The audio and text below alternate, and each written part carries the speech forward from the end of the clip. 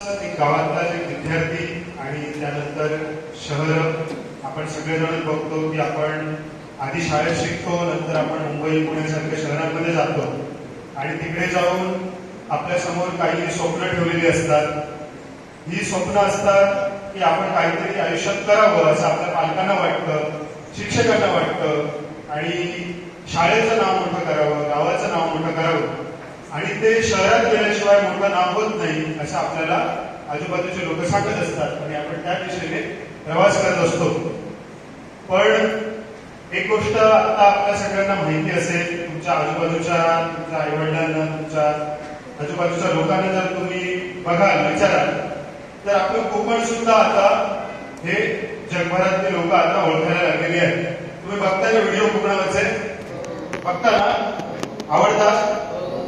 तर कोकण म्हणजे आता स्वर्ग असं आपण ऐकतो, बघतो. मग कोकणात समुद्रकिनारे आहेत, कोकणामध्ये नद्या आहेत, अजून काय कोकणात, भात शेती आहे, बरोबर ना, माडाची बागायती आहे, मसाल्याची शेती आहे, सुपारीची बागायती आहे, खाडी आहे वशिष्ठीची, अजून काय, मंदिरं आहेत, मशिदी आहेत, दर्गे आहेत. कोकण अजून गोष्टी आहेत त्या म्हणजे कोकणामध्ये देवराई सुद्धा आहे आणि आपल्या गावाचं नाव सुद्धा देवाचं घर म्हणजे देवघर असं आपल्या गावाचं नाव आहे. कोकणात सगळं काही आहे, तरी पण आपल्याला शहरांकडे जावंसं वाटतं, तर ते वाटू नये आणि कोकणातच जीवन काय आहे हे थोडंफार आठवण लागतात. कोण सांगेल, कोणी सांगत, मुलींपैकी सांगत, सगळ्यांना काय काय गोष्टी लागतात आपल्याला, कोण लागतो, अन्न, वस्त्र, निवारा, हा 3 मूलभूत गरजा आहेत, बरोबर. मग अन्नामध्ये पाणी सुद्धा आलं, बरोबर ना, आणि अजून एक गोष्ट ती म्हणजे स्वच्छ हवा, बरोबर. हवेतला काय आपल्या शरीराला आवश्यक असतो, ऑक्सिजन म्हणजे प्राणवायू म्हटलं आपण, बरोबर. म्हणजे तो ऑक्सिजन चांगला पाहिजे की वाईट, चांगला पाहिजे, बरोबर ना. मग तुम्हाला काय वाटतं, कोकणात ऑक्सिजन चांगला आहे की मुंबईत, चिपळूणात ऑक्सिजन चांगला आहे की देवघर मध्ये, वा, देवघर मध्ये ऑक्सिजन चांगला आहे, बरोबर ना. पाणी कुठे चांगलं आहे, गावात, बरोबर की मुंबईत. गावात पाणी चांगलं आहे, आवडतं गावचं पाणी प्यायला, गावच्या पाण्यामध्ये आपलं अन्न बनतं, बरोबर. आणि आपल्याकडे काय आहे तर स्वतःची शेती आहे, बरोबर. स्वतःची शेती करून आपण खाऊ शकतो गावात, शहरांमध्ये खाऊ शकतो का. मग शहरांमध्ये लोक काय खातात,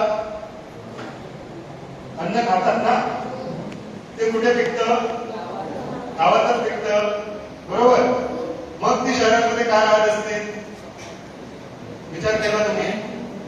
अन्न गावात पिकतं, पाणी गावात आहे, ऑक्सिजन गावात आहे. ती आपली ताई म्हणाली की अन्न, वस्त्र, निवारा 3 मूलभूत गरजा आहेत, बरोबर. निवारा गावात आहे की नाही. मुंबईमध्ये लोक कुठे राहतात, कोण कोण मुंबईत गेलाय, अरे वा. मुंबईच्या लोकांची घरे केवढी असतात, छोटी असतात ना, आणि गावातली घरं. तुमची शाळा केवढी मोठी आहे, सुंदर आहे ना आपली शाळा, कौलारू शाळा, सुंदर वारा येतोय, मस्त आजूबाजूला झाडं आहेत, बरं वाटतं ना. मुंबईत कसं असतं, आजूबाजूला गर्दी, ट्राफिक, हा.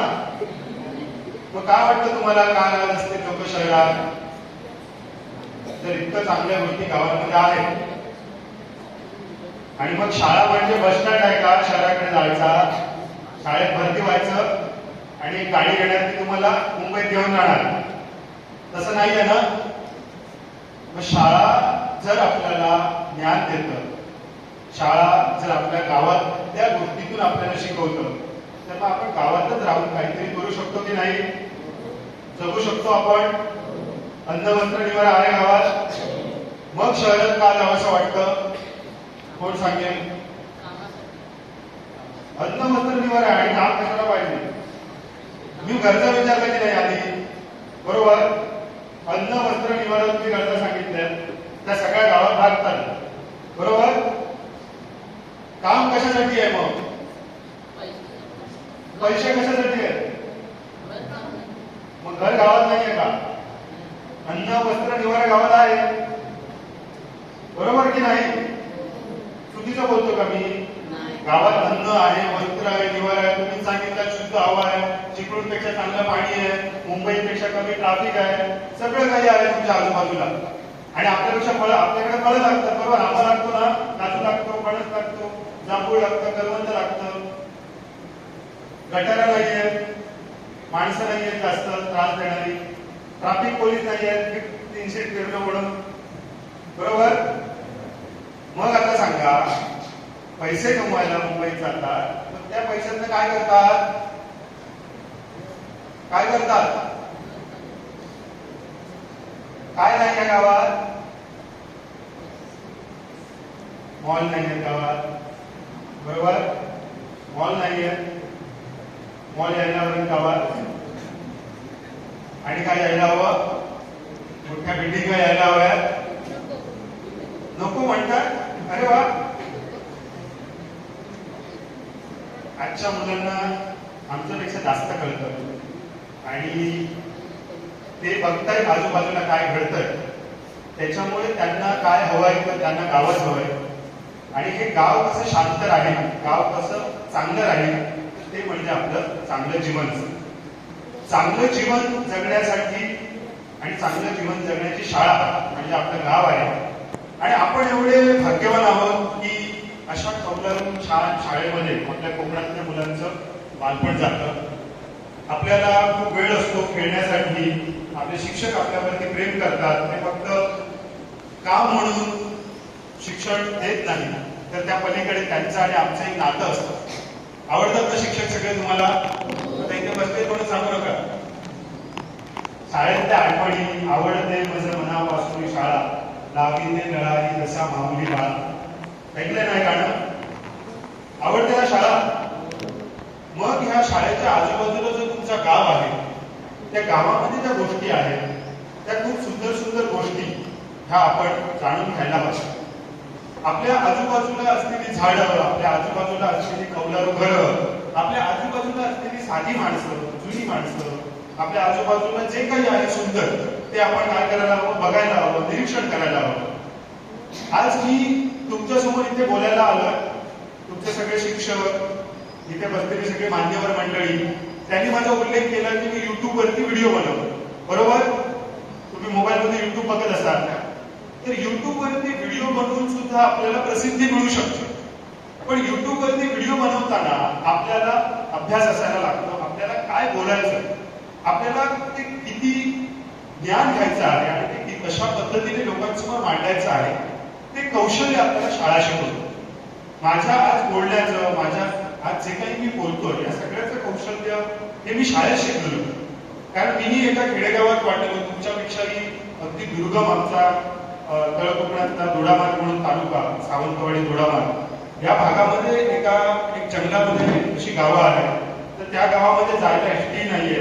अशा गावांमध्ये आम्ही शिकलो. पण आज त्या गावांमध्ये जे काही आहे त्याची जाणीव आम्हाला व्हायला लागली. कारण ह्या गावांमध्ये जे आहे ते जगात कुठेही नाही. म्हणजे आपला जो कोकण आहे, या कोकणामध्ये असलेलं जंगल, कोकणामध्ये असलेल्या नद्या इतक्या पवित्र, इतक्या शुद्ध आहेत की ज्यावेळेस आपण शहरामध्ये जातो तेव्हा लक्षात येतं की हे आपलं जगणं नाही. आपलं जगणं कुठेतरी गावातच आहे. आणि हे गावातलं जे जगणं आहे ते खरं जीवन आहे. मग आपल्या आजूबाजूला अशा काही गोष्टी आहेत ज्या आता लोक बघायला यायला लागले. तुम्ही पर्यटन हा शब्द ऐकलाय का?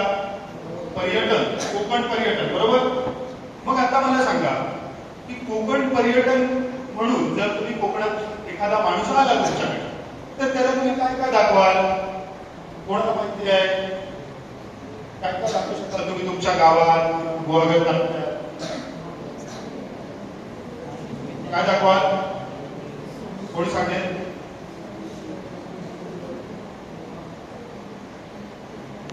काय नाही दाखवणार? सांग तू, सांग काय दाखवणार? हा तूच सांग, सांग बोल, काय दाखवणार?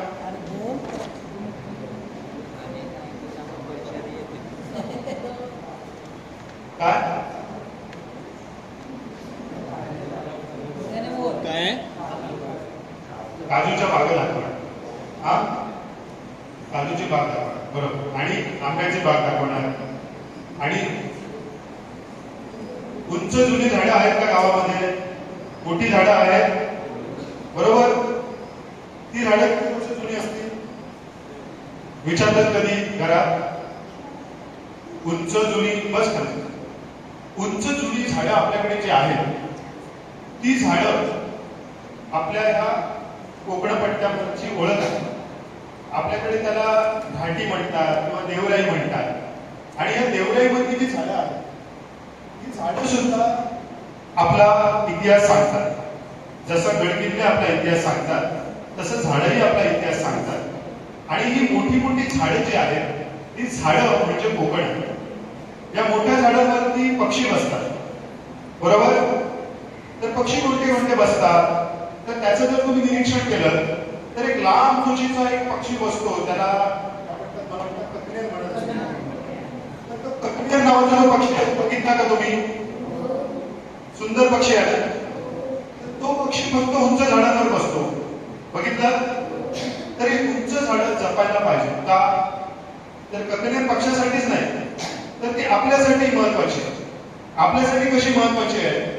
कारण ही झाडं सगळ्यात जास्त ऑक्सिजन देतात, बरोबर. मागाशी जर तुम्ही सांगितलं गावाकडे ऑक्सिजन आहे कारण गावाकडे मोठी उंच झाड आहे. दुसरं झाडं काम काय करतात? पर्यावरणाच्या अभ्यासाचा विषय आहे. झाडांचं अजून काम काय आहे? कोण सांगेल? काय तयार करतात? अन्न तयार करतात, बरोबर. अन्न तयार करणारी झाडं आणि त्यातून जी फळ निर्मिती होती त्याच्यावरती त्या